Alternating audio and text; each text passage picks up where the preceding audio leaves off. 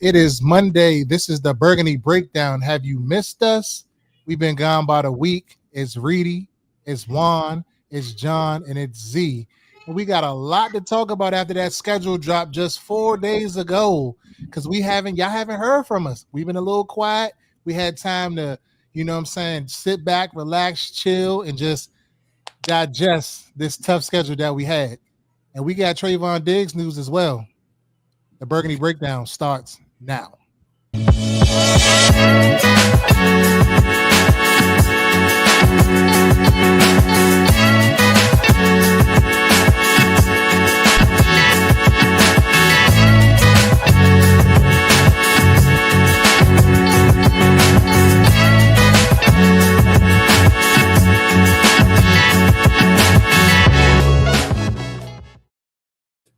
What's going on, fellas? Happy Monday. What up? What's up? Got the wrong Diggs brothers that we're interested in, but I guess it's okay. We got the wrong Diggs brothers. I want Stephon Diggs. I don't want nothing to do with that corner. You want a big bro? Really? Yeah. I don't want anything to do with Trevon Diggs. Well, let's get right into it, Juan. Since you said that one. So it's so there hype. has been news all over social media everywhere in the community about Trevon Diggs, former cornerback for the hated Dallas Cowboys, as well as the Green Bay Packers, who was released recently after his horrendous injury history. News that he might be coming here and we should sign him. So let's start with Juan. How you feeling about that, Juan? Yeah, I mean, look, I'll just say it quickly and just be honest. I don't like Trevon Diggs because of the perping that he loved to do with Terry McLaurin. I don't know what it is about specifically Terry or whatever, but he always try to do the most when he's one-on-one with Terry McLaurin. And every single time they match up, I can make dare I say, an excuse for Terry McLaurin, right? Like, because it was Taylor Heineke and all that. So I just don't like how he be trying to act like that towards my guy. All right, so it's a little bit of selfishness, reasons why I don't like him per se.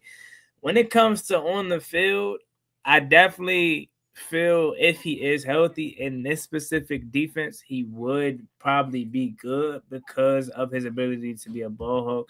He did lead the league in interceptions a few seasons ago. So from that aspect, he probably would be really good because in this defense, as we know, you don't need cornerbacks that need that can cover for 4, 5, 6 seconds. I mean, I don't even know if there is a defense out there that you want your cornerbacks to be covering that long. But in this one specifically, you're relying heavily on your front seven. So the pass rush should be getting there quick. You know what I mean? The linebacker should be getting home very quickly, giving hell to the quarterback, which is going to force earned throws at times. And that's when you have a Trevon Diggs specializing in what he does, is taking away the football. But the biggest concern is, of course, how is that knee injury? Is he 100% back from that knee injury that he sustained a few years ago with Dallas? Obviously, he was in the Green Bay Packers this past year. Didn't really do much there, but that's the reason why I personally just don't want him, just because of my off the field biasness with Terry. And then he grew up a Redskin fan, but then he got to Dallas and talking about, I was never a Skins fan. So it's a little bit of personal issues I have with him as far as off the field. Like, I don't know him as a person, so I don't know his character, so I can't judge him for that. But I just, he got to apologize to Terry first. Okay, you heard it here first. Juan wants an official apology to Terry. And then I think Juan will come around. So how you feeling, Z? What's your take on this, Z? My take is fuck all that shit, Juan. Fuck all that. And that's what you saying is normally how I roll with things, but like, we need a corner, we need height, we need aggression, we need something. I mean, he's the best on the market in the corner room right now. We got the money. The familiarity with Dan Quinn. He's a scheme fit for Devontae Jones defense, the man coverage and the aggression and everything like that. Like you mentioned, you're not gonna need him to be guarding a guy 5, 7, 8, 9 seconds. You know what I mean? Especially with what we're trying to, push on the front, the defensive front. So I just expect the defense as a overall to be better with more pressure. So I I see it working out and it being a fit. If it didn't work out, it's not a big risk. I mean, 1-year deal for the super low, incentivized potentially. I just think it makes the most sense, in my opinion. Kind of like makes just as much sense as his brother to DC in a sense. We have two positions where there's need, and you could bring production in the room. Why not go get him? Z, what you mean? We got your man Antonio Hamilton. That's Reedie's man. Oh, that's Reedie's man. Oh, we good. We good. Apparently, we just read up on him. Yeah. So. Well, I mean, it sounds like Z is a guy that really wants a Diggs to be here in the building. I'm not necessarily sold on Trevon Diggs, but I mean, if they went out and brought him in, I wouldn't be mad about it. Like I'm in the middle. I'm neutral basically. If he could come in and he can win a spot on this roster, then come in, because he's not coming here to be a starter. So I'm not worrying about that.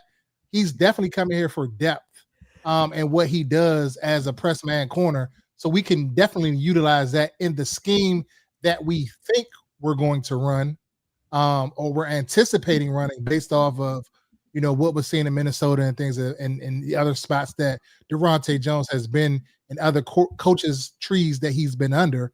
So we assume that's what they're going to do, but we don't know yet, obviously. So, this is all just speculations. But for me, if he comes in, he wins the job, cool, no problem. If he comes in and he's ass, cut him. You're not, either way, you're not losing anything. It's a 1-year deal, probably highly incentivized. So I mean, what Reedie says, give me weapons. That was definitely a weapon on the defense. A guy that's known for taking the football away. Hasn't really shown too much ability of taking the football away since 2001 when he had the 11 interceptions. 2021. Yeah, 2021. I'm sorry. I said 2001. That's crazy. Yeah, but I mean, it is what it is. I mean, we'll see. We'll see what they do. I mean, I don't even want to think about it, but I doubt if they're bringing in both Diggs. I mean, he does have the connection with Dan Quinn. So Dan Quinn, if anybody, being the head coach, knows what he can do. But I don't think that Dan Quinn will have his fingertips over this defense as he did in the Joe Witt scheme. I think it's going to be, like I said before, Durante Jones has the autonomy and full control of this defense to do whatever he wants and how he wants, and he's going to be able to bring in whatever players he wants to bring in for his scheme. I think Dan Quinn has basically relegated it into being a backseat role as it relates to the defense. But how you feeling, John? I'm kind of with Juan on this one. Like, there's other corners on the market I'd probably come in and test out. I'd test out a L'Jarius Sneed, a Kenny Moore, a Tre'Davious White, a Rasul Douglas kind of thing. Like, Trevon Diggs, to me, like, after that 11 interception season, he fell off, a massive cliff, and then he gets injured, goes to Green Bay, does absolute jack shit over there, gets cut yet again from Green Bay. I'm just like, it's cool. Granted, we need another, like, kind of what Z was saying, kind of another bigger, taller corner in the room when everyone's kind of 6'1" and below. So I'm not opposed to bringing in Trevon and Stephon if he comes over too.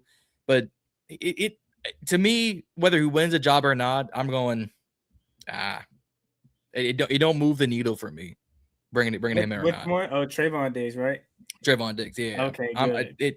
I'm indifferent with it. I'm just like, I'd rather give guys I know have solidified them. You can work in man or in zone. Like I said, Kenny Moore, Rasul Douglas, Trey White, L'Jarius Sneed. Like, I'd rather give those guys reshots than Diggs, who we've torched. He's picked us off. We've torched again, and then he got hurt. I want to say, if I can remember correctly, Tre'Davious White kind of turned back the clock last year with Buffalo. Like, he kind of had a little bit, a pretty decent year for Tre'Davious White standards of old. So I'm with you. I definitely feel like, but here's the thing though, like I said, and kind of what Z was saying too earlier, like maybe if he comes in, Reedie also said like a rotational guy, like maybe on key passing third down, since he's that ball hawk, he could jump passes like the best of them. maybe you only put him in situations where you're thinking, okay, we could pick our spots, and maybe this is a play where he could jump a route or two. Because as Mike said, that same season where he had all them interceptions, he gave up 1,000 yards too. So it's like clearly he cannot cover, right? So it's kind of like you take the good with the bad. And then at this point of the offseason, I mean, is this kind of just speculation, or do we genuinely think there's still cornerback interest out there? I mean, like I said, I know I was kind of BSing with the Antonio Hamilton thing, but that genuinely feels like some Adam Peters-ish. Like, all right, cool. We was finishing it off. Yeah, like we cool with just Antonio Hamilton, because of course your starters, Mikey and Trey and Meek Robinson and Akilo Witherspoon, and this was kind of like the last missing piece. This probably sounds crazy, but like I don't know. I probably would have preferred like somebody younger, like Colin Vickers or something like that, instead of Antonio Hamilton. I know he had pretty solid game versus the Giants last year. But he's older, you know what I mean? That's what you got. Antonio, you got Kilo Witherspoon for to be 30-plus-year-old cornerback in that room. Now what? Antonio Hamilton's like 32, 33. So I don't even know if they have genuine interest in this cornerback room. But what I will say is that other Diggs, brother, we gotta stop acting like this man ain't still that. Like people are so like in the moment because I guess his off the field antics, but like bro is literally still 1,000-yard receiver. And like he would immediately come in and be so much better than anything we've had in forever. And like I'm also thinking about it from the perspective, say what you want about him off the field, with females and things like that. But I genuinely don't see nobody on his team that don't like playing with him. I mean, I guess Josh Allen, I guess whatever. But like the receivers, he bonds well with the receivers, right? All the receivers last year with the Patriots, they loved him. Pop Douglas, Kayshon Boutte. So like, not only will he come in and give you a potential 800, 900-yard season and still be ultra productive, but he is going to be able to, in my opinion, he's going to be able to raise Antonio Williams as an on-field receiver, because people made that a good point too. They, everybody's quick to compare him to Amon-Ra St. Brown, but like a baby Stephon Diggs, I can see that too in the way he plays. So I'm just thinking about it from that perspective. And like at this point, man, does he not want peace? Like I would like, I'm at the tail end of my career. I probably would just come home or whatever to finish off my career, but still have a chance to win a Super Bowl, because last year in the Super Bowl, he was the only receiver getting open for the Patriots. And Drake made it. He was getting killed back there. Yeah, he just wasn't himself. So Trevon Diggs, if it happens, okay, not gonna be like jumping up and down, but I'm just gonna be hoping, like Reedie said, the connection with Dan Quinn. Hopefully, he turns back the clock. And that sounds crazy. What he's like, he's probably only 26, but yeah. And also to Reedie's point, what he said earlier, I kind of feel a little bit different though, because Dan Quinn under the Joe Witt Jr. Era, or whatever you want to call it, tenure, he actually was pretty much hands off. And I think that was one of the mistakes he realized he made, especially when he decided to take over the defense, or once, Joe Witt kind of was already one foot out the door. And he said, and I don't know how true this is, because at the same time, he could just be telling us this to our face, but he did say whoever we hire next, he plans on being involved in the defense. You know what I mean? And of course, he probably could be talking overall, but when he talked to Sonny, he said, man, I can't wait to coach you up. You know what I mean? Like, I know he was the coach, so he's probably doing say that to everybody, but I don't know. I think he's not going to be super hands-on, like controlling the defense. It's going to be Deontay Jones all the way, but I definitely feel like he's going to be more involved in installs and things like that. Like, because he was very hands-off with Joe Witt, and I think he realized that was a mistake. I think it might be like a 70-30 split. Like you said, like year one, Joe Witt, he was completely hands-off. Here's the wheel. I'm going to go in the back seat and chill. Last year, we get to the bye, not even the bye. We get to about week 10. We get to the Miami game, and we're all saying Joe Witt's got to go. Marshawn's got to go. Joe Witt can't coach defense to save his life. He couldn't coach a defense out of a wet paper bag. DQ says, you're taking the clipboard back. I'm taking over. And it was like, I think they all kind of agreed. It was a marginal improvement with the same talent. It went from like 29 to 27. It's marginally better. But I think to your point and what he said kind of this offseason is Durante came in ready to take the reins. And DQ's going to have his way with it, his words, his advice, his, like be in the room. but I don't think it's going to be as hands-off like you said compared to what I think it might be like a 70-30 split.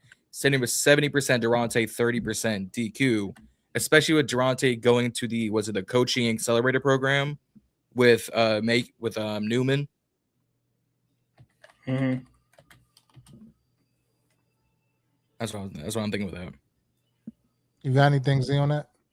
Or anybody else got anything? Because Juan had kind of rolled over into the Stephon Diggs conversation too. Do any of you guys want to hit on that?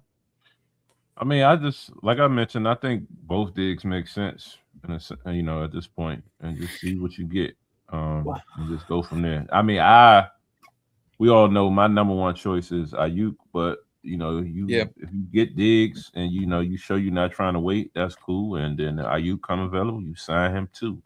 Fuck it, and just roll with it that way. But I don't think you don't get Diggs because you're waiting on Ayuk, and I don't think you don't get Ayuk because you signed Diggs. Like, I think that'd be dumb. Mm-hmm. I kind of disagree with you, Z. I think I'm with you, but I disagree because I'm thinking about it from a realistic standpoint. Me, if I was in charge, hell yeah, I'm getting Diggs and Ayuk. But I think we think too much like Madden in a sense, if you ask me. Now, if Adam Peters shocks the world and genuinely goes out and gets Stephon Diggs and Brandon Ayuk, that would be lovely. But they're content, man. They make one move and they're going to sit on their hands. You know what I mean? Well, I can kind of shocked us with the Dafe Owe and Caleb Chase on signing, but that was a position group that needed an overhaul anyway. Yeah. We drafted a receiver. We got Terry McLaurin. They still believe in Luke McCaffrey. There's still question marks surrounding, is Treylon Burks actually going to make this roster? And is he going to actually be healthy and continue with play? Did last year, right? They brought back De'Ami Brown. So to them, they're not like desperately fiending for multiple receivers. Had they not drafted Antonio Williams, hell yeah. But I don't know. Yeah.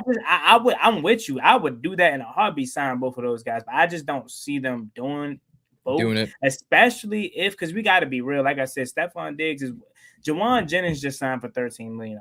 If you don't think Steph is not signing for at least 10, like, you're crazy. Yeah. So we're going to shove out a pretty good amount of money to him, as we should, though. Like, I don't think I'm still appalled that Juwan Jennings got $13 million. Stephon Diggs has the body of work to command that much money. It's Stephon Diggs. So I'm willing to give him the money that he wants to come for this one season, because I just know it's healthy what he can do, and this is the best quarterback he's had since Josh Allen. I'm not going to say Jaden Daniels is better than Josh Allen, but I mean, maybe they could have a true rapport because I'm trying to think, during his time in Buffalo, his best two was Gabe Davis that one year. Like, maybe Khalil Shakur came along a few towards the end of his tenure in Buffalo, like he's never had a true legit other guy. So to have whoever we get, Brandon Ayuk, Stephon Diggs, whoever, they're going to benefit a lot from Terry McLaurin's presence and Chig. And I think, coming to the defense of AP for a second, we were in the market for Alec Pierce. If we had all known then that it would have taken a 7th round pick to bring in Michael Pittman Jr., I think we would have traded next year's 7th to go get him for essentially a rental. I think we were in the mix for Tyler Linderbaum. We were in the mix for a lot of these like higher echelon free agents, and it just didn't happen.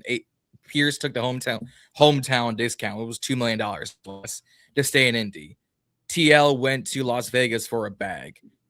Again, it was a 6th for Michael Pittman and a 7th to go to Pittsburgh.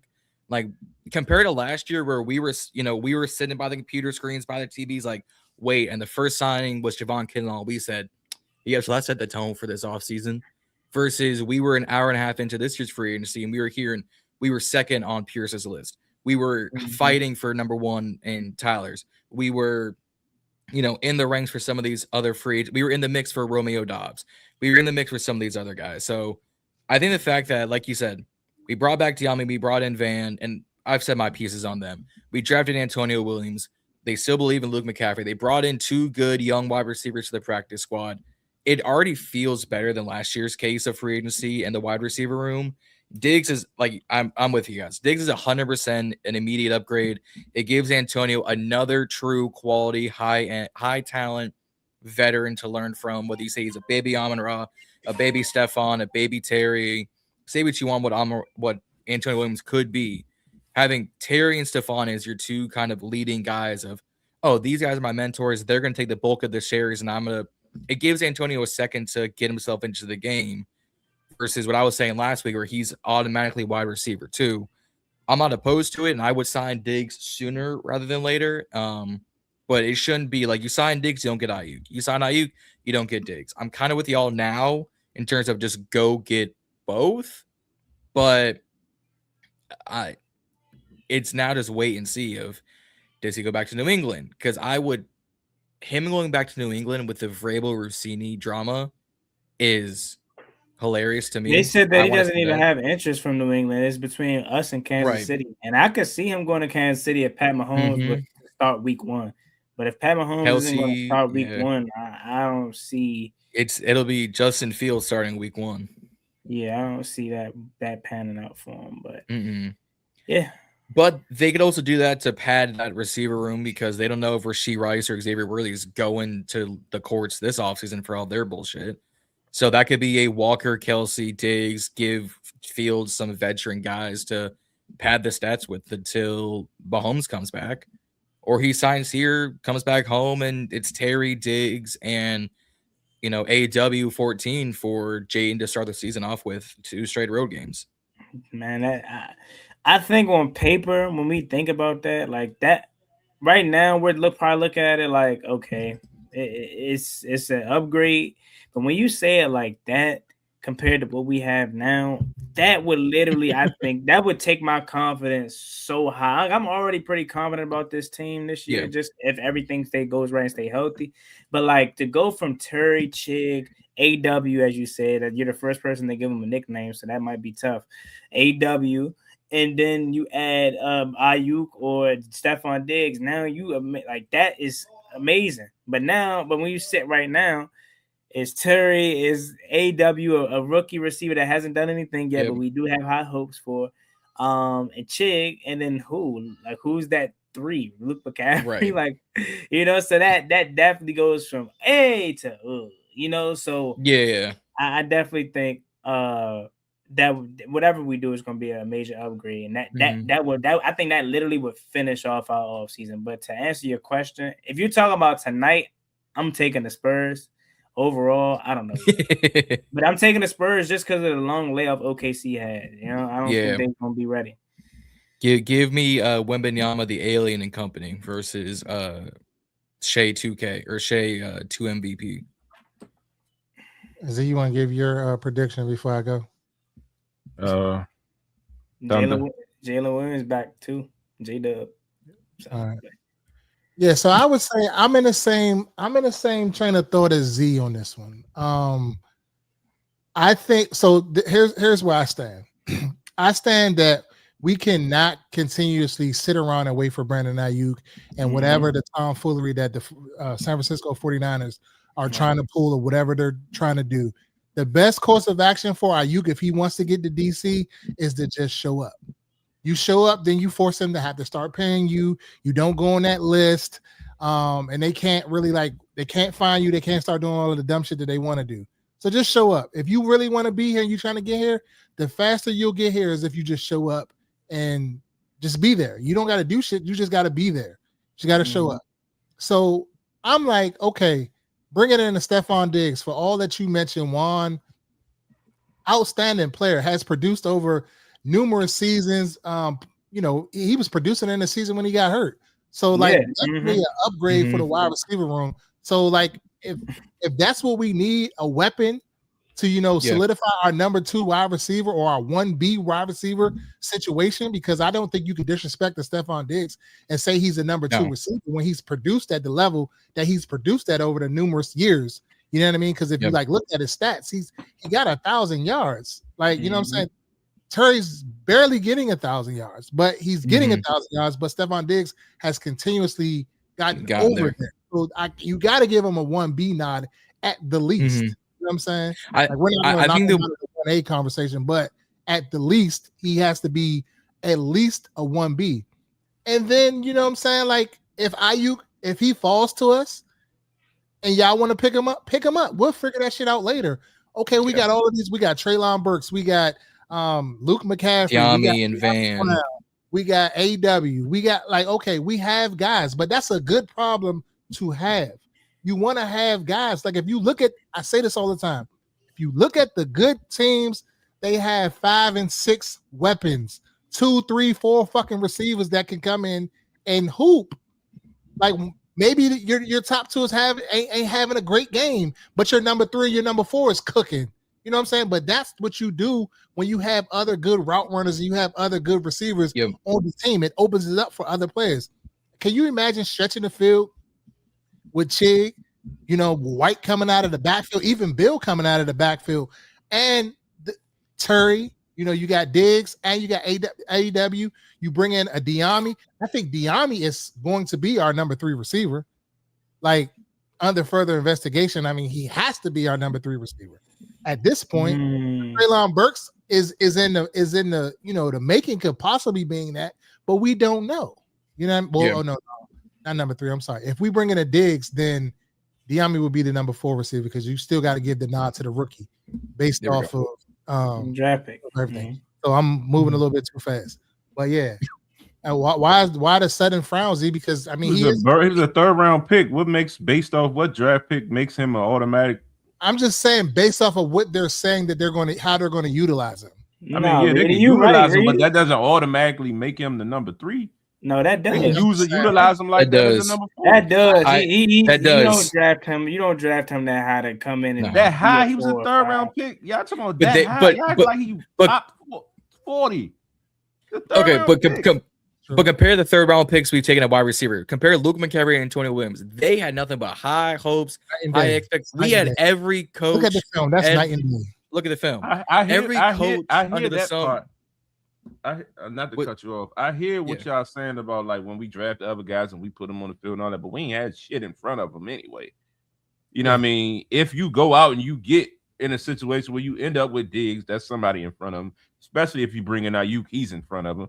You know what I mean? You don't just automatically move Diami behind him. I get it, but it's like that shit not automatic, guys. I hear what y'all saying.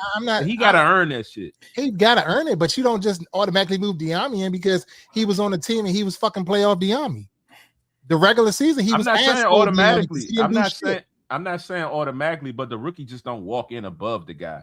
I think you draft him for him to be in that position. It'd be different, Z. I mean, in my opinion. Go ahead. Go ahead. Go ahead. No, go ahead. I would feel slightly different had Diami signed a contract extension and was here like continuously throughout his time period. But the fact that he left, didn't have nothing produced in Jacksonville, was a late ass free agent signing. He can be easily replaceable, right? But again, the third round picks are shit. I don't care what nobody say. 3rd round picks, that's the premium spot to start drafting like guys to fill out your roster, and out also with the expectation of competing immediately, especially with our situation with not having that many picks. So yeah, it's a 3rd round pick technically, but shit, that's our 2nd round pick. And when the way they talk about AW, they say he should have been a 2nd round pick had he not had the hamstring injury, had he not got hurt last year. He was first round at Clemson wasn't trash this year, right? So I slightly disagree with that just because the expectation, and also just man, like it ain't nobody else in front of him or behind him that we can just say he immediately. Now he's going to have to work for it. If he come out there dropping passes, not doing nothing, then okay, he can lose it. But if we had to say right now how they entered training camp, he's going to start as the receiver 3. Now will he finish? Right, that's a different question. Correct. You know what I mean? So correct. So to finish up what I was saying, like, bring him in. Like, we can't sit around and wait on Ayuk. We have to do something because we need the help. Like, I don't care how you spin it, how you shake it, how you throw it, whatever. We need to help our receiver. Pause. Yeah, I guess I ain't even catch that. How you shake it, I didn't catch that either. Damn. We were like, we were gonna let him just finish his so good, Reedie. I ain't catch it. Reedie. I don't see the pause, but he said I ain't catch it, Reedie. Oh my god! All right. No, that one is okay. I with you on that one. Okay. No, he said pause, and he said he don't see the pause. I mean, I'm saying pause because it's kind of like in this area, you're forced to say pause for some regular nigga, shit. you said shake it, spin it, twirl it. You shake, I Bop didn't say it. nothing about twirling, bopping, none of that. Man, Now bopping you it. reaching. Now you reaching with that brother Malcolm ass shirt you got on that little ass zip up. Who the fuck is this nigga right here? Kevin Robinson talking about dumb. Who the fuck said something dumb? Yeah, who's saying that?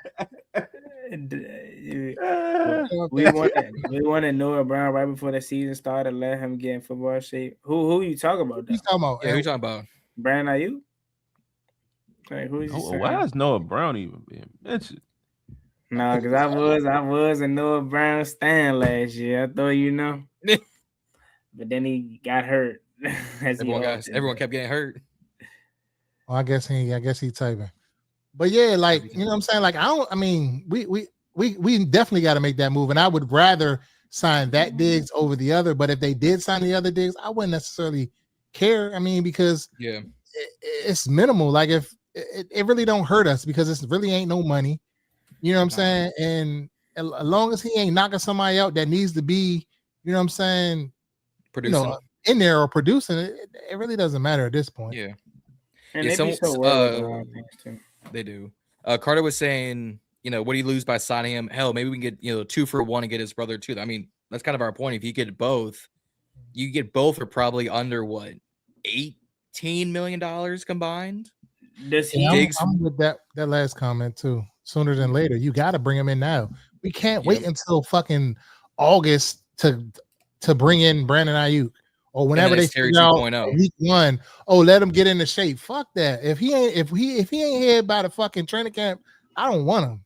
Keep his ass over there next year. My question would be: so obviously we know Stephon Diggs clearly has the body of work to command a $10 million like. Do we sign Trevon Diggs? Does he have enough chops to say, yeah, I want $8 million? Or you know what I'm saying? I feel like he a veteran minimum kind of signing. Yeah, he don't have no room to no leverage. Nothing at this point. No. Yeah. I would probably do like a $7.5 million, 2 guaranteed, $500,000 signing bonus, and the rest are incentives. Like up to $7 million. So the base is 2. Your signing bonus is 500, so there's 2.5. Really 1 3/4 by the time you get through taxes. And if let's say he gets 2 interceptions, that's $1 million. If he gives up less than 1,000 yards, that's $2 million. Well, you go from 2.5 to 6.5, and then you could say if you make the playoffs, you get 500,000. You get to the NFC Championship, there's $1 million. Like you can break up the contracts. I don't think he'll command more than 8. I'm just saying you can break it up to where.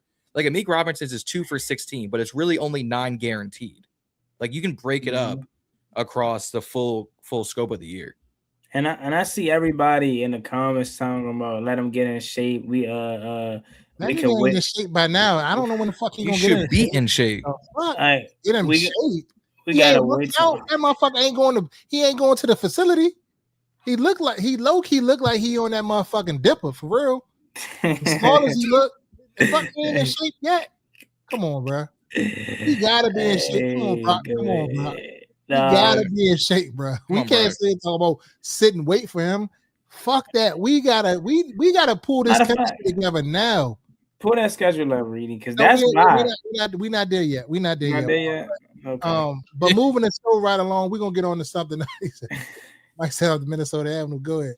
Hey, if y'all haven't already done so, please like, share, subscribe at the Burgundy Breakdown on all social media platforms. Do us a favor. We're on our road to what, 500 or 400, John? Where we at? 500 on the Burgundy Breakdown account. Okay. Please. Hey, link is in the description. Please get us there. We're trying to on our road to 1,000 subscribers. Get us there. We appreciate y'all tapping in with us. We appreciate every single comment. Get in there, pop your shit, as we say all the time. We don't care. You know what I'm saying? It might get a little crazy in here, but it's all love at the end of the day because we all here because we love this team. So it ain't personal. But if you haven't already done so, please follow Juan Gotti at his channel, Juan Gotti Talking Sports. Please also follow John from the Ballin' and Burgundy podcast. He's on his individual role, as well as please follow Reedie and Z. Subscribe, all that good stuff on all the social media platforms. Your number one source for Washington Commanders content. But before we go on to the next topic, I just want to give a big shout out to my man, John Dowd in the building for graduating class of 2026, Old Dominion University, as well as one of our, our supporters, Mike, in the chat. Yes, sir. Graduating Virginia Union. Yes, sir. I come to find out my man Mike graduated with a biology degree. I'm in the STEM field. The whole time you talk to Mike, I'm like, he's just a regular, like, Mike is smart. He's biology. Come on now. Man, give it up for them, man. Congratulations to my guys, man. I appreciate you. Shout out, Mike. There go, Mike. Salute. Yeah, John, you had the Superman out. I ain't even know you had that much hair. I had to get a little cut. Yeah, okay. That's all right. That's all right. That's all right, man. That's love, man. Ain't nothing like, what I'm saying, men, graduating with degrees. That's big. That's big time, man. Because we already got it kind of tough. Black men as well as white men, everybody, all men got it tough. So if we can kind of do something, that might have not been necessarily in the plans, that's just big. And I support it all. So, man, from me to y'all, man, salute, man. Yes, sir. Appreciate it. Shout out, Mike. Bachelor's of Science degree. My man, you is one smart motherfucker, apparently. Yeah, man. Biology is crazy work. Bro. Go ahead, dog. I can't even hold you. Whole time I thought Mike was a I ain't gonna say it on here, but whole time I'm thinking about when I'm talking to Mike, I'm like, hey, Mike a regular. I see the biology. Just a guy. Oh yeah, Mike out here. Go ahead. My man Mike was a jag, huh? Just about to say. Just a guy. Go ahead. Now, he said, why wait for any player? They waited for Cosme. Cosme was already on the team. That's though. different. What do you mean? Steph. He was drafted. Steph is in shape. Why Brandon? Steph played last year. We have not physically seen Brandon Ayuk play football in a game 2 years. 2 years. So he's nobody's in football shape at the moment because they don't have all that plastic on. They're not running around in it. So it's like he should be in general shape. Yeah. Like he may not be in football playing shape, but nobody is. That's why I'm saying we got to get him in here the sooner than later. We don't have time for San Francisco to keep playing games. So if we got to sign Stephon Diggs in the meantime to figure it out, because we got to go on. Have y'all seen the schedule? Like realistically, have y'all seen the schedule? We have no. It's crazy work. We could literally start this bitch 0-3, 0-5. Mm-hmm. Real. Speaking of the going there. No, I was gonna hit the other thing first, but we can, since we on it, we can go there. Go to the schedule. Pull it up, John. Pause. Let's talk about it. As a Commanders fan, as a Cowboys fan, I cannot wait to sweep Washington again this season. Nah, not happening. Like, look at this schedule. Like here, week 1, we kick it off with the Eagles on the road. Week 2, on the road with the Cowboys. Then we come home to play the defending Super Bowl champion Seahawks. Then we play the Colts in London. Then we come back and got to play a tough division opponent. We were barely beating the fucking Giants when they had sorrier players and they had a weaker coaching staff. They got a better coaching staff and they got better all across the board. Then we come back. Then we come back and then we play the 49ers before the bye. We literally could on Monday night. Pause at the bye. Could be 0-6. Break down the first 6, Reedie. Literally could be. Like, so we got to come out the gate ready. We can't come out half steps. We can't come out bullshitting. We got to, have everybody fucking present, ready to go, getting in shape, doing their shit. We can't wait for IU. The urgency is just stepped up 5 more notches. You know what I'm saying? So like Reedie always say, go get me weapons. Go get them. Any weapons you can get me, go get them. What's your thoughts, Juan, about this right here? What you saying the first 6 weeks? That's some bullshiggity, man. In the words of Ed Oliver, that's some bullshiggity because I don't understand. Like, did they forget that we were 5-12 last year? Like, I get it. Don't get me wrong. We were gonna have to play these guys regardless. But like, whose bright idea was, let's throw Washington 5-12 on the road, 2 division games back to back. When in the hell when do they even do that? I think they said 1980 something was the last time we had to do. Like, come on. They really trying to set, and then our first home game is against Seattle. Like, what the fuck? Like, and then we go to London. And then we go to London, and I ain't even tripping too much off that matchup, but the mileage, bro. Like how far after them 3 grueling games, we then gotta go to London, that long ass trip, and then we gotta come. We gonna have a slip up. Even if we start hot, we gonna lose that Giants game.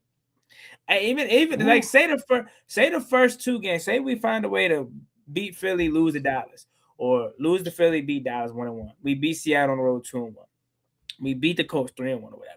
We're gonna lose that Giants game because I just feel like it's the schedule just it just jumps. Like it's just right out the gate, and it's like damn. And then I know Reedie only stopped at 6, but like the bye week, after the bye week, like you come back out the bye week, Eagles again, then the Rams. Like what, fellas, what the hell? Who made this, bro? Who made this shit? Like we were 5-12, bro. Like you could have orchestrated this so much better. Like gave us Arizona in between one of these games. You gonna give us the trash schedule late in the year. The only thing I can say about that is maybe we're kind of up and down throughout the year, and then when we get to the later parts of the year, where we can kind of stack W's and maybe back our way into the playoffs. But even still, why you say that?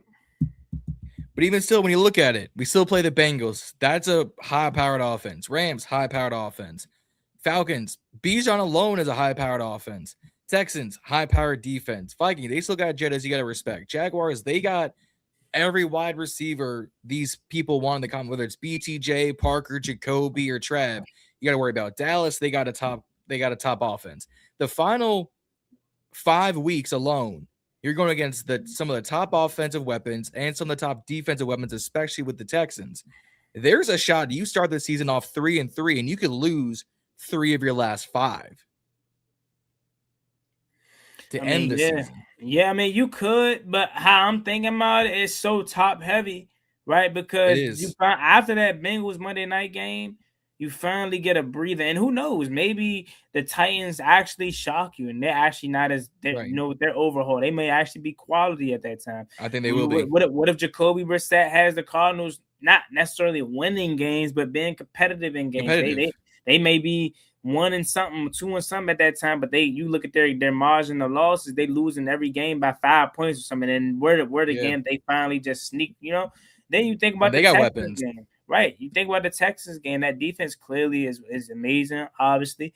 But I'm not going to lie, I kind of want to stop talking about the latter part of the year because we don't know what – like Joe Burrow may not even be there week 11. You know what I mean? Given his track record, he may not even be there.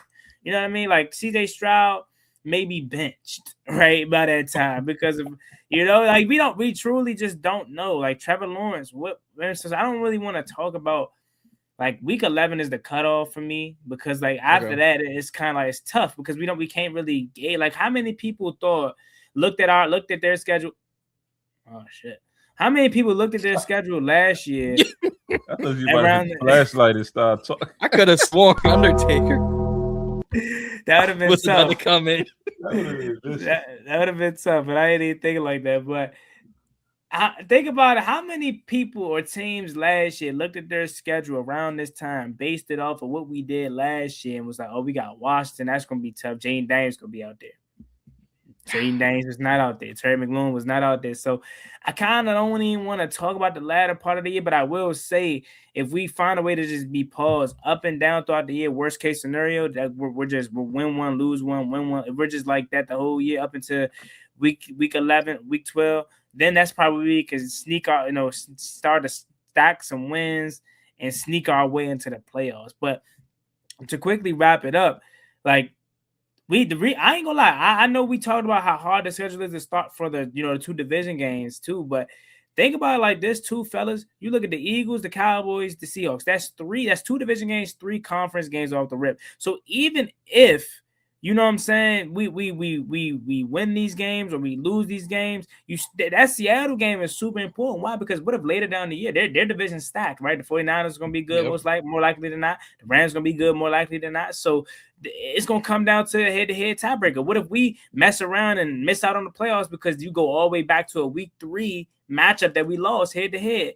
and they got the tiebreaker. They got the 6th seed over us, or they got the 7th seed, and we're out. You know what I'm saying? So that's going to be important too. And when you look at it, I'm counting all the NFC games from up until the start of the season. So Eagles is 1, Dallas is 2, Seahawks is 3, the Giants is 4, the 49ers is 5. Then you got your bye week, Philly 6, then the Rams is 7, then it's the Giants 8. Our first 8 games that like technically playing like is all NFC opponents. Like besides the Colts that's in there, that's that one AFC opponent. Everybody else is NFC. So like again, whoever made our schedule or orchestrated the way that they did, they either want us to get our get back badly, right? Or they genuinely want to see us just. They want to see us fail. Hey, whoever made their schedule. Go fuck yourself. Work.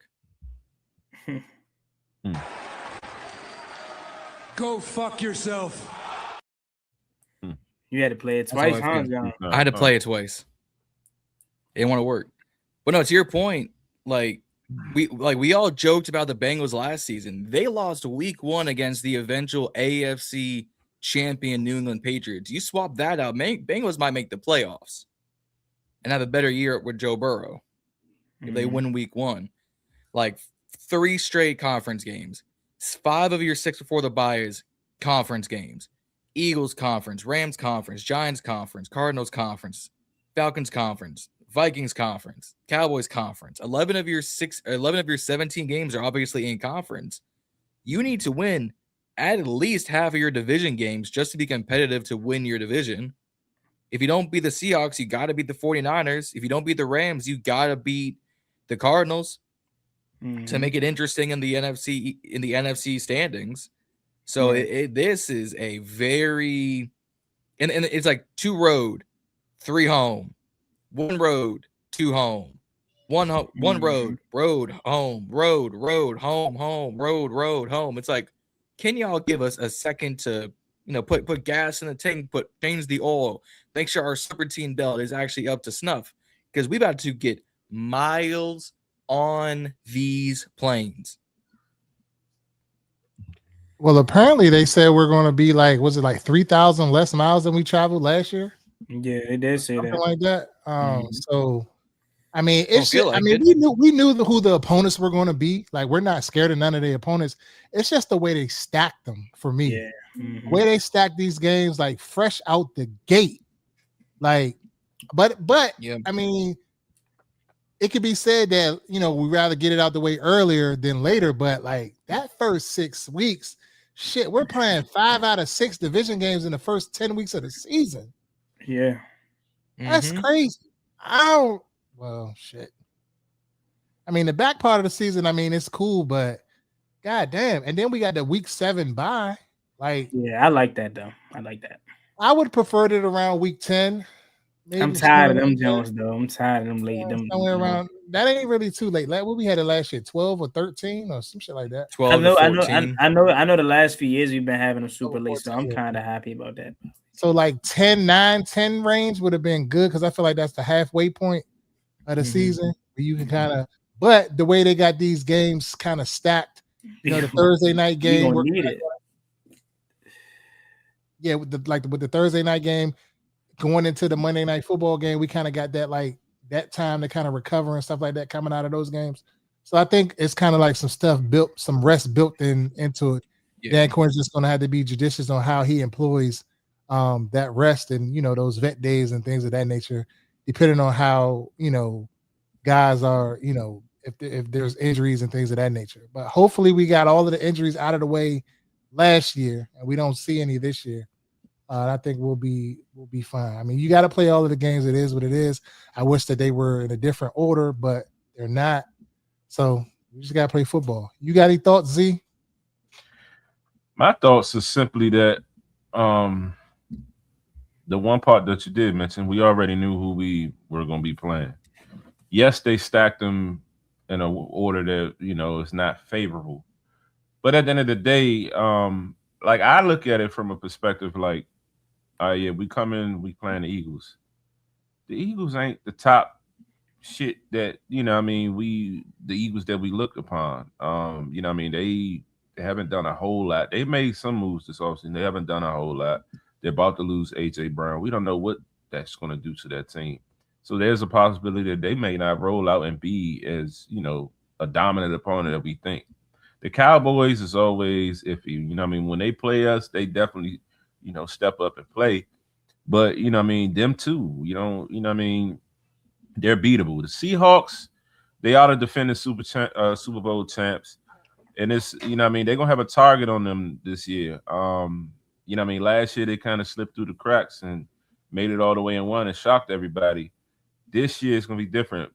A lot of times, back-to-back years, Super Bowl teams, they don't come out and be the same teams that they are. They did lose Kenny Walker. He was a huge part of their offense. You know what I mean? So it's still a lot of things considered. Like I hear us, the narrative is, oh man, the schedule is stacked. We got to go against this. We got to go against that, man.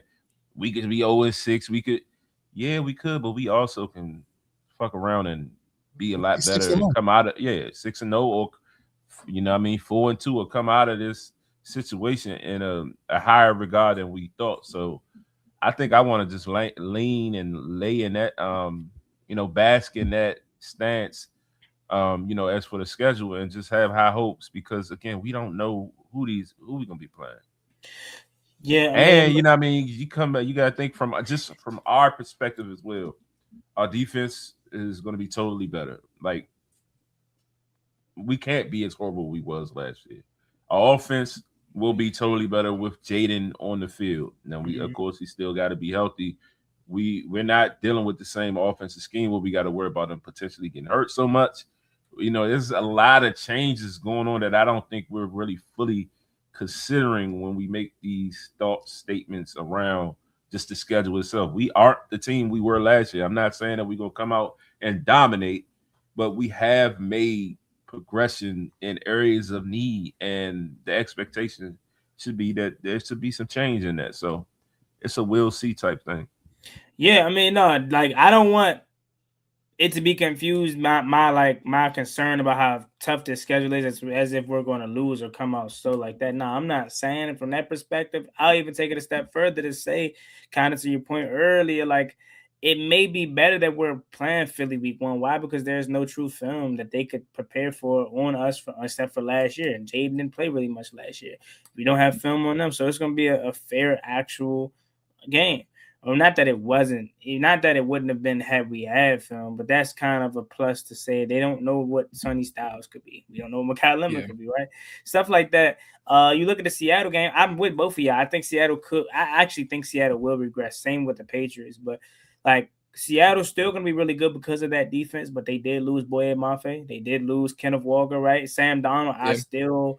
Clint Kubiak. I'm still very much sleeping on Sam Darnold. Yes, they lost their offensive coordinator, Clint Kubiak. So they very well could catch fire at some point, or they could be regression. But I do think week 3 is the perfect spot to get them at, right? Because you don't want to catch them as they're rolling, right? And because around week 3, they're still going to be trying to figure some things out, right? Mm-hmm. So I'd rather play Seattle week 3 than have to play them like week 9 when things are figured out, because even when it comes to the Colts game, right? Like I like that Colts matchup being right there in that pocket, because who knows if Daniel Jones is going to have it figured out. What if Shane Steichen, Daniel Jones, Jonathan Taylor are truly that again, and they're not a one-hit wonder, but we really don't know because it's still going to be super early.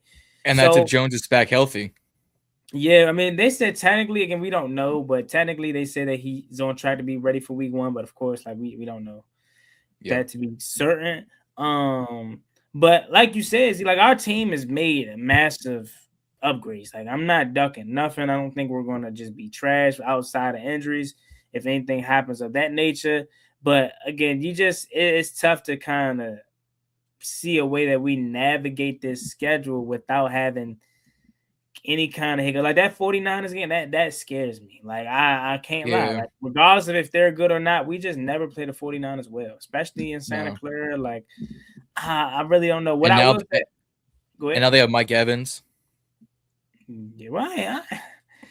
I can't even say that. Never mind. I was gonna say I ain't even tripping on Mike Evans, but like it's Mike Evans. You gotta respect the man. He's still, but like Yeah, it's Mike Evans. I can't even try to make it. But It's who Mike said? Evans I mean, he might not wishing it on him, but he might have a fucking pulled hamstring that week. Like you know how he be with those practice facility electrical stations. Mhm. So I will say one thing though that selfishly that I like. They gave majority of all of our bump games at home. Besides that 49er game, we got Seattle at home. That's gonna be a good one. Cincinnati at home. That's gonna be a dandy. Rams. Rams at home. Like if you're somebody that's gonna be in attendance for a lot of these games this year, Texans, Falcons is good ones too. Obviously Dallas, Philly, like that Sunday night. Like they gave us a lot of our bump at home, so we don't have an excuse to not show up, fans, in terms of giving them their support from the stands. So that's one thing I say. And then last thing, all that shit that they was talking about us being 5-12. This is how you know you got one of the ones at quarterback, right? Because even with us being 5-12, they still gave us 4 national games. You know what I mean? Had we not had JD5, we probably wouldn't even have 1. But solely because of who's under center, we're still center of attention. I mean, we're starting off the season 2 weeks in a row in America's Game of the Week. Like, come on now. So, yeah. And then London, and then Monday Night Football, and then primetime, and then Sunday Night Football. Mm-hmm. Oh, like, what, really?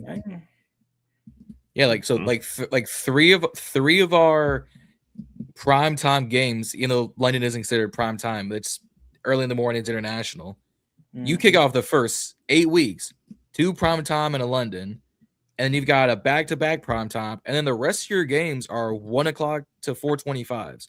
Like Vikings, Jaguars, Cowboys are TBD. I would say Vikings is 1 o'clock, Jags is 1 o'clock. You could say Dallas is 4:25. Once we finish off Bengals on Monday night, afternoon, 7 straight afternoons.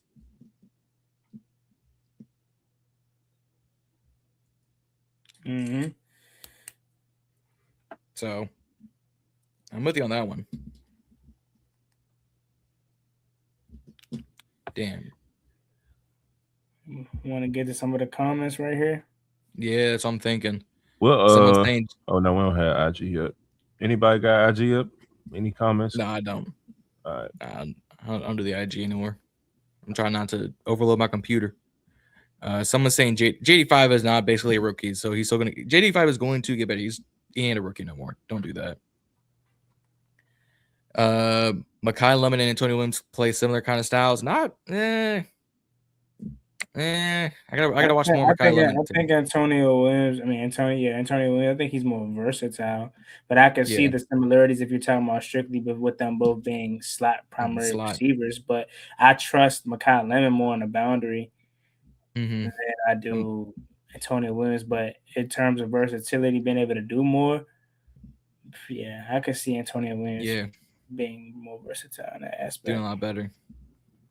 Yeah, I mean, because we know AJ was a commander killer. So I will say I'd much rather have my hands tied or full with Devonta Smith. And because I mean, don't get me wrong, Devonta Smith, he does pop his shit against us, but like I be thinking a lot of people be jazzed. Maybe I'm tripping, but a lot of people be jazzing his production against us. I don't know. Maybe I'm missing something though. Devontae casually be like flaming your team up. You become to hide him like, how do you get 95 yards already?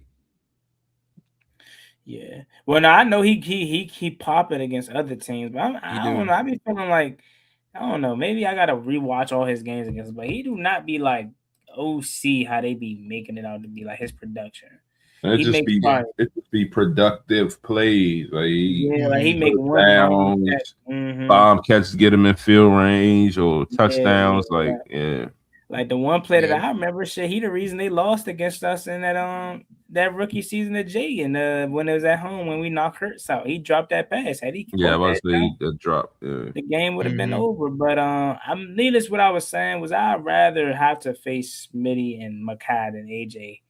But like I ain't gonna say that AJ trade not in the works, but like come on, get this shit going. Cause like I don't want it to be like last second. They're waiting to June 1st. Okay. They are.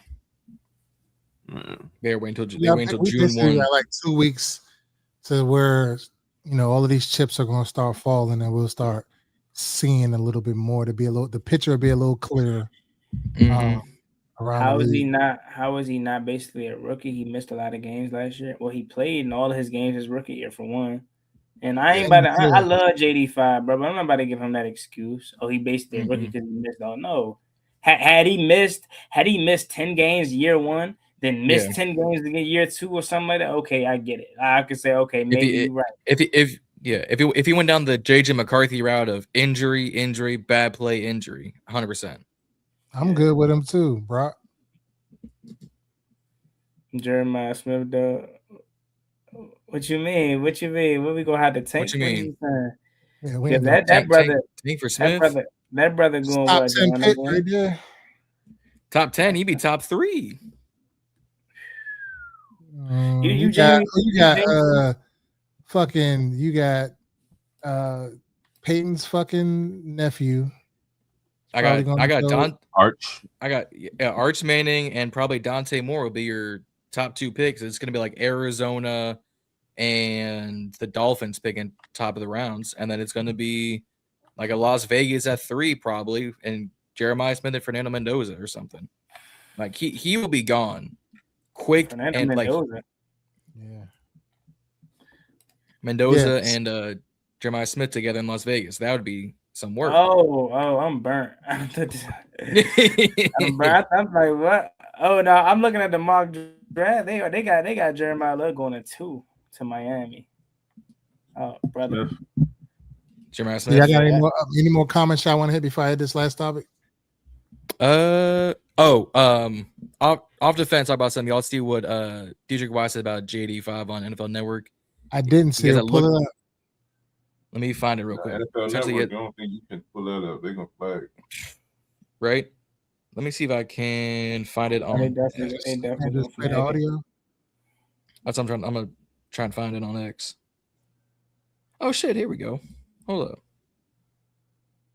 I'm gonna turn my screen off real quick just because I don't want to be caught frozen. Ain't giving people ammunition.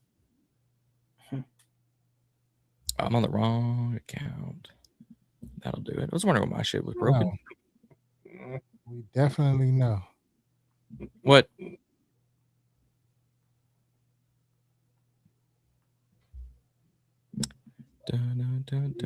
Baby. I'm pulling it up. And yeah, here we go.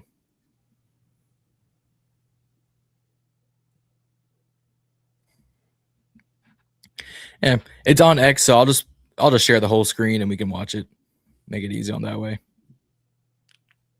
Get that off my screen. Share NFL Network. All right, y'all seeing it? No. John about to get us flagged, bro. You owe me money. John. You owe me some money, John. We on X. We should be safe. On X, that don't make it safe. Nah, it's NFL Network. That's gonna that logo gonna be. Oh, gotcha. Yeah.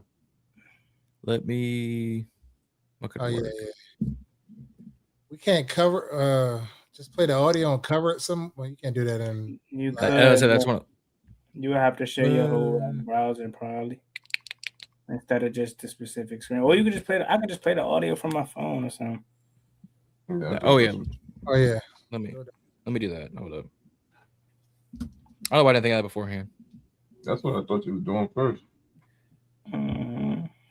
Here we go. I got it. Guy who got injured last week. Here we go. All right. He got that look in his eyes, or something he said.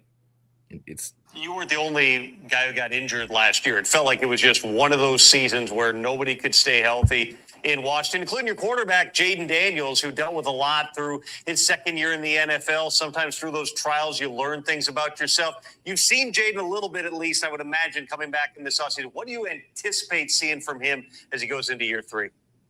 Well, really, everybody's hungry. Everybody's hungry. Everybody's ready to go. And our leader, Jaden Daniels, is doing his thing as well. He's phenomenal. He has that look in his eyes that he's ready to take over the league. Saying what he's supposed to be saying. Yeah. What else do we go to say? I wouldn't put too much far into that. What else? I'm not gonna get up there and say, yeah, nah, man, I don't know about my man, bro. He just like I'm not about to sit up there and talk down on him, even if he probably I ain't even seen Jaden in these pictures, which is kind of odd. Like these OTA pictures or whatever. Like I ain't been seeing, so I don't even know. Not saying that he's not doing his thing, but like, what is Dietrich Wise supposed to say? Like, right, we're not hungry. We're gonna repeat the same thing we had last year. So right, it ain't pause. It ain't a lot to chew on from that, if you ask me. Respect. Did we ever hit on the whole Jaden situation with the quarterback on Netflix? Did we hit on that last week, or did that happen after the fact? And that happened after the fact. So let me hear y'all thoughts on that. Starting with you, Juan.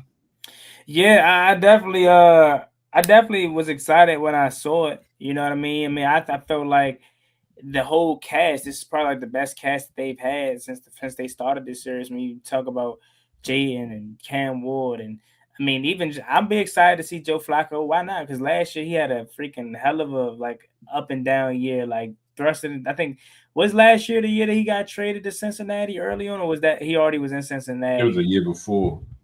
So never mind. But he had to play a lot last year because Joe got hurt. So we'll probably get to see a lot of behind the scenes of how an older quarterback like that prepares to be thrusted into a role like that. Who else is on that? It's Baker Mayfield, I think. That'd be Mayfield. Cool. So this cast is kind of low. The only thing I hate is like I wish they would have put him on there coming off his rookie year. Right now we're gonna have to relive the miserable 25 year for him and seeing how he was really able to manage that and things like that. But we'll probably see some behind the scenes of like maybe. Yeah, but I think go ahead. I'm good. Go ahead. Yeah, but I think actually for me, I mean, I don't necessarily mind it. Yeah, it was a shitty season, but I think that's the beauty in it. Like seeing how your quarterback operates when things aren't going well. Yeah, it's all good. Oh yeah, he's this when it's going good. Yeah, let's go. Let's jump on. You know what I'm saying? Let's jump on the bandwagon. But how does he handle that adversity? How was he? Like I'm a guy that always wants to be a fly in the room and see what's going on in the building. I want to see what the vibe was in the building while we were going through that stretch. You know what I'm saying? Like, so we got to make it a positive. Okay, yeah, it wasn't the prompt and circumstance that it was, when we made it to the NFC Championship game, but we can get valuable intel as a fan base out of this. And I don't think it's going to negatively affect anything that's going on the team now because it was last year. Like there'll be some idiot online talking about, well, why is he on that? Not really knowing that it was last year that they got all of this footage. It's already done. You know what I'm saying? Mm-hmm. So like, that was the reason why he wasn't playing because the cameras were around. They're not bothering the player. He's going through his normal routine. They're just, okay, maybe at home or something like that when he's not in the building. You know what I'm saying? Like they're asking him questions, his mother and whomever he's with or whatever in his house or whatever like that. If he was married, his wife or whoever, maybe we might see Juju on here. We never know. You know what I'm saying? But hey, I'm here for it. Like I think it's going to be a good series. You got Cam Ward on there. Baker Mayfield played actually pretty good last year. Joe Flacco. Mm-hmm. You know what I mean? I can't wait for it to come out. So that's just my thoughts on it. Yeah, same with me. I'm excited for definitely get to kind of see the behind the scenes. Just anything that evolving around our team and kind of, where you can see the stuff that we don't, because all we see is what's on the field and all we see is what they tell us. So being able to kind of see that, like I said, the behind the scenes thing is just going to be exciting and intriguing. And, you're going to be able to learn a lot about the process and Jaden in a sense, period. I'm sure they probably talk about his dealing with the, Kyron Lacey situation, his connection with his mother and, how things may work there. It's this could just give us another side and really get to know Jaden because all we see is Jaden, the quarterback. So I'm intrigued and definitely going to be tuned in. And that's saying a lot for Z. Z being tuned into anything. Yeah. Z don't be catching none of that shit. I'd be like, Bobby, you watch this? Did you see that? Nah, send it to me. I ain't see it, but he don't be. My man be too busy in that lab with with the great clothing brand. AZ, I ain't gonna lie. Yeah. I done had about 56 old heads walk up to me talking about that Joe look sweet. Where I get that from? I might. Oh, you would? Oh yeah, I don't. I ain't He gonna was lie. walking through. I ain't gonna lie, Zia. You gotta tell me how to wash the Joe though, cause the packaging that came and that Joe was boofing, bro. I ain't gonna, it's not you. It's probably The factory. Somebody else said Yeah. somebody else said they washed theirs. Just wash it in cold water. Don't dry it though. Don't dry. I ain't gonna lie. When I first put it on, I was like, "Did Z sent me?" He told me to get a small. I was just struggling a little bit to put it on, but I mean, when you see it on me, pause. It looks regular. It looks probably big, to be honest. But like putting that joint on, I said, "Oh." But yeah, the old head is really rocking with that Joe. He talking. He came to me, said, "Yeah, man, I got some burgundy twist, some joys." He's talking about. You know what I'm saying? So I done gave out the link about 6-7 times. My man, appreciate you. Nah, you definitely made it for the old heads though. They definitely they that's their he tried to play, get his ass. Z. I'm not playing. That's their swag. Like they literally, it's all the young dudes. Now I was about to say whole time, like y'all probably don't remember this because y'all too young. But back when we was going to school, like in elementary and shit, all the gym teachers and everybody used to wear the little swish swash sweatsuits. Like, so that's probably why he's saying all the old. Oh no, because Nike blends back in the day, the Reebok Jones, all that. I remember that, but now like, because all the young dudes my age, all that say, "Oh, that's the Commander sweatsuit, kind of wow." Young niggas do. They don't know swag, man. I say you said you could switch up the Jones perfectly cuffed around my ankles. Oh yeah, come on, man. You know, outside. Man, that's some. I might get that bitch on standby. I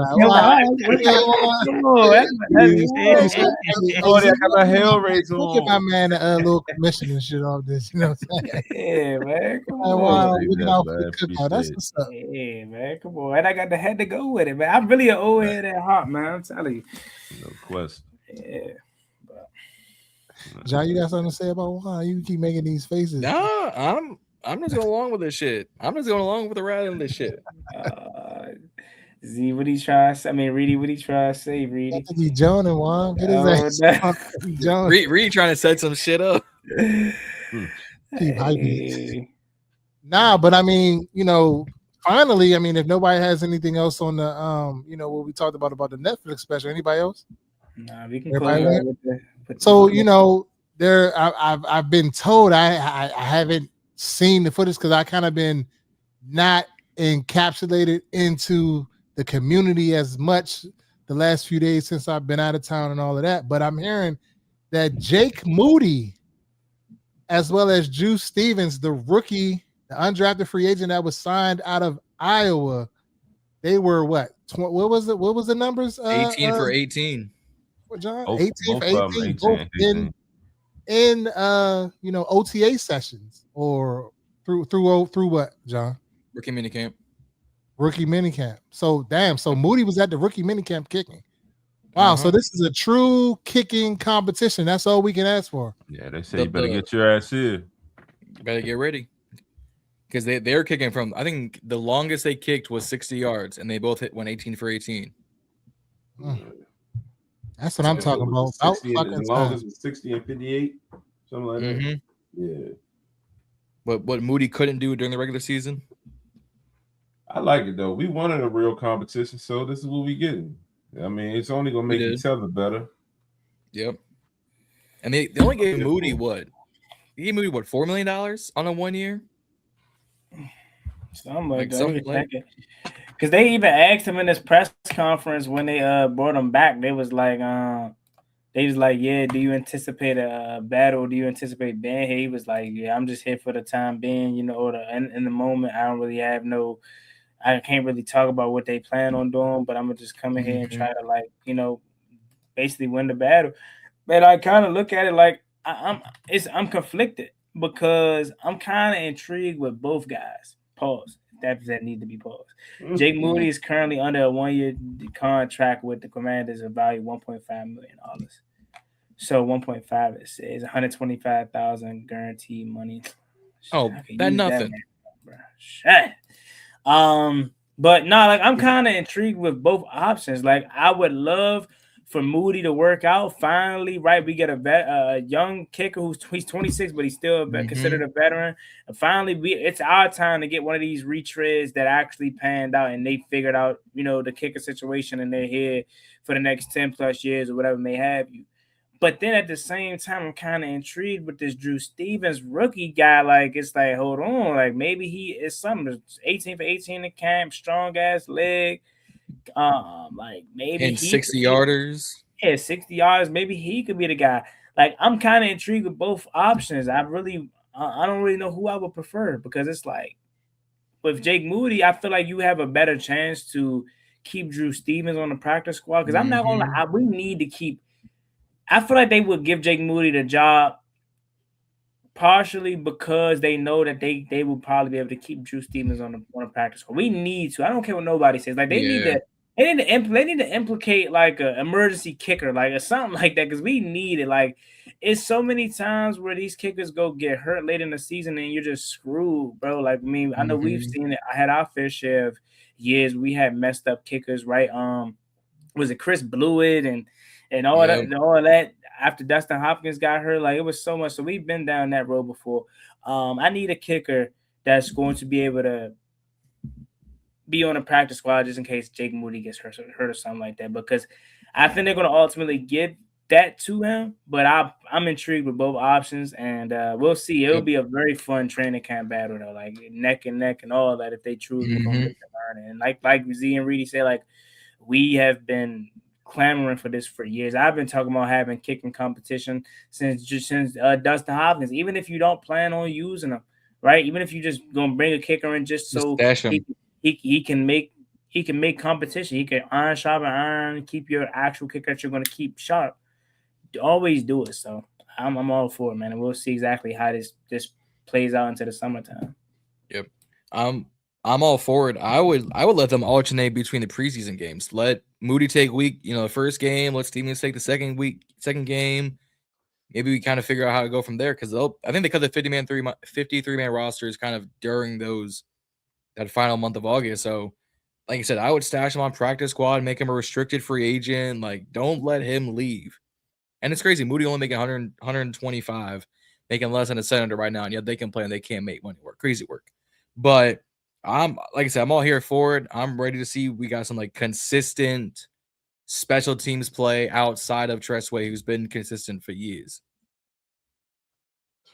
It was actually, I heard a video right before we close out. I heard not a video, but I was listening to the radio the other day, and they was talking about Tressway, and he gets all this praise. But they were saying like how like the last couple of years he hasn't even really done that great at punting. Like he's regressed, or like PFF, or some would like the sense of like PFF had him ranked pretty low as a punter. Is that what we're doing now? Is that what we're doing? I just randomly heard it, and I'm like, damn, for real? He grading punters now. We got nothing to do in the offseason. I mean, to be fair, my man, 36. How long y'all expect his left leg to stay prime? For sure. Let him live. Let him breathe. I'm like, damn, they evaluating trust like that. It's like, damn. I mean, they brought him back on a 1-year deal, so it's just like keeping him in the building is just as long as they can. But I mean, we at that point in the offseason where we're going to start discussing if we cut, release, or trade Tressway. That's what we're doing now. That wasn't the discussion. It was just more so of good stating the facts about the situation. Moving along from that topic right there back to the kicking, the regular place kicker topic. I think if it's neck and neck, pause, going through training camp, I would say that they're probably going to go with Drew Stevens, just based off the fact that he's an undrafted free agent. One, so whatever they paid him is probably less than maybe what they're paying Jake Moody. And they have the potential to just kind of lock him up long term. And I think that this regime has shown that they'll go with something developmental that's going to lead into a long term versus something that's not. So I think that in that case, they would probably lean towards him versus Moody. but I don't know. But that's just my gut feeling right now as we sit May 18th going into the season. I think that's what they're probably going to end up doing. It seems like to me. So any rebuttals or anybody think otherwise on that? You're on mute, Juan. From the perspective of the money situation, it'd be if Jake was making like some crazy amount, like, you know what I'm saying, probably like as a 1.5, like Drew Stevens probably gonna make that maybe. I'm with you. I'm like I said, I'm conflicted because we can't really go wrong. Both outcomes would be amazing because Jake Moody's only 26. He has the experience already too. So it's like, all right, cool. He finally figured it out. His third stop. But then it's like, damn, this young, 20, 21, 22, like, man, that'd be amazing. The only downside to that is, though, you got to expect some rookie hiccups, though. Like, he may miss a kick. I'm not saying Jake Moody won't miss a kick neither, but he may have a little stretch where it's like he going to have more of a crutch in a sense, right? Because if we say we do start Drew Stevens and he good to start out, but then he hits a rookie wall, people going to be like, he good, he just a rookie, he in a slump. Jake, but then it's gonna be like, what do we? Go ahead. If we keep hearing noise about Stevens, and we're not even in the mini camp or anything, we're in OTAs. If we're going to continuously hear he's not going to be around. I'm talking about stash him on a practice squad. Depending how he performs in the preseason. If he's lights out in the preseason and like other teams are hearing about it, yeah, I don't really think too many people checking for him right now. Now, once Adam Schefter and Ian Rappaport start to report, and let him go out there in the preseason and Kay come to town and get to talking about, how Kay get. She get in town. Yeah, she already glazing, so she looking for anything else to glaze on. Damn, Reedie, that's glazing. Damn, Kay. She glazing. She is. Damn. Yeah, that's my dog. That's my day one. But I'm just saying, like, she definitely is like overly like hyping us for real. I'm not saying that we're not. We shouldn't be hyped. We should be hyped. But I'm just saying it's like it seems like as if it's like I don't know how natural it is. It feels like it's forced a little bit to me. I mean, I feel that way if she was just doing it. She's been doing this shit for like 4 years now, 3-4 years. Like she's always same with what's my man name? Cal? Is it Cal Brent or is it Peter Strake? One of them always rock with us. So whatever. It's probably Brent. But yeah. And so we got anything else? Any more comments? Anything else before we close out? Maul saying we gotta look at this DC defenders kicker making kicks on the parking lot. Matt McCrane, this defenders kicker. Matt McCrane, he's a 30-year-old kicker. He had his fair share of time in the NFL. I was all for signing him. I was interested in him, but now they're not gonna bring in 3 kickers. Like that'd be crazy. Maybe with their season being over, because we probably ain't gonna go back to back no more because Jordan Tamaru out for the year now. But what happened with him? I seen that they was tired of. I seen that they only lost 2 games and then they lost, or they just. No, they still gonna get in the playoffs, but Tamaru out for the year. I think he had a concussion or something. So a concussion out for the year. Well, it's not. This season pretty much over. They got like one or 2 more regular season games, and then the playoffs. Yeah. So. Yeah, but no, I ain't got nothing else. Let's see. Any other? No, John, we got nothing else. Bye. No, we good. I'm playing. We started early, so we did start early. I like that. One of these 70-yard kickers. I mean, I don't blame him though. This nigga Z just like one of them niggas back in the 60s. He's still mad. See, I ain't gonna lie. Still mad on his profit. I'm gonna come and tight your fit up though. This nigga got the zipper all the way up to the top, though, to the tip. That's how you supposed to wear. That's how you wear your shit. Oh my god! Be out here like this? Yes, quarter zip that shit. Fuck you thought? Want to be out here like that? Nah. Yeah. Not in the office. Not in the office. No way. Hey, go ahead. Hey. It was this one time we went to the back show. Your man Mutt had on a shirt like that was zipped with the tank top. We fried his ass. Z. We was frying his ass for like 3 hours straight. That was the funniest.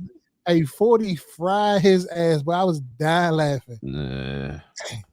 Oh Mutt. Girl and And rest in peace, 40 Day. Rest in peace, man. D Mill, man. Damn. That shot. Damn. Yeah, some good time. For sure. See, Juan, that's all we did. Like our group of friends, like that's all we do is Joan. Like we said, we gonna be 50 still joning, and I'm 40. We 40 and we still joning. Like we just every time we get around, niggas get to tapping and shit. See niggas tapping. All right, nigga Joan, start cooking you under the street. You don't even know. They ain't hip to the tapping now. Pause. It ain't even niggas always on that gay shit. Go ahead. You said it, bro. You said they said it. You said they come around and get a tapping this shit. Like what? Like what? John, I know your Kyle Rudolph looking ass ain't saying. I don't want to Chevy was short ass, entertaining looking ass. Hey, I told you ready. I told you got his notes today, Reedie. Heterosexual Chris Paul looking ass. Rudolph the red nose looking ass. You're not talking to me, boy. Boy, Tim the Tool Man Taylor looking ass. Boy. By the Spock his ass. You said Kyle Rudolph. That's 3 weeks with the same one. You gotta come with something original. I ain't say Kyle Rudolph before. Nah, we said Tyler Lindenbaum last week. Yeah, I said Kyle Rudolph. Kyle Rudolph, that was original. I've heard Kyle Rudolph before from you already. We ain't go with the. You got it from me before? Yeah. Maybe. Okay. Maybe. I'm trying to start some shit. John was quick with him. Z, I ain't even expect that. You talking about scheduled to entertainer? I don't even look nothing like him. Like short ass. Who's short? I ain't short. I'm 5'11". Pulling guard. Yeah, I look like a pulling guard. Hold on, did John say he like 6'4" or some shit like that? What? Yeah, he's definitely not 6'4". John is fucking 5'6". Yeah. I've seen the footage of you. I thought he said he was like 6'2" or some shit like that. Like he like 6 Cap. Cap. Call it Cap. Now he's so fucking parched. I've been drinking all night. What you talking about? Go ahead. John, your face shining. Hey, when John get you smile like shit over there. You had a shit in there. Put some Tana oil on his face, boy. Definitely ain't no baby oil or nothing. No. John, why you sweating so much though? I'm sunburned is what I am. I am sunburned from Saturday. I had a shit at that graduation yesterday. Fam, 4 hours in the 90-degree heat. You can't just step after you get your. You gotta sit there the whole time. Bro, we had to be there from 8:15 until at least 12 o'clock outside. Shit, yo. Man. I'm trying to hype it so more John can fight. Nah, I do feel like John could definitely put pause on somebody though. I'm on the Spock Mall ass now. That's like he trying to hype it. Someone he could John. He can't fucking John. John saying anything. Some chat GPT shit he done pulled out of pulled from something. Go ahead. I'm all trying to hype it. But nah, man, if nothing else, man, we are the Burgundy Breakdown. You can follow us on all social media platforms on our road to 500. Well, we're at 500 on our way to 1,000 subscribers. Please tap in with us every Monday night is the new time, 8 p.m. or 8:30-ish, somewhere in that range. Through the remaining of the off season, going into the season, the next stop would be mini camp. That's our next big agenda item. But any breaking news that we have until then, we'll be on to let y'all know about that. If nobody else has anything else, I'm Reedie. I'm Z. I'm John. And I'm Juan. We out. Peace.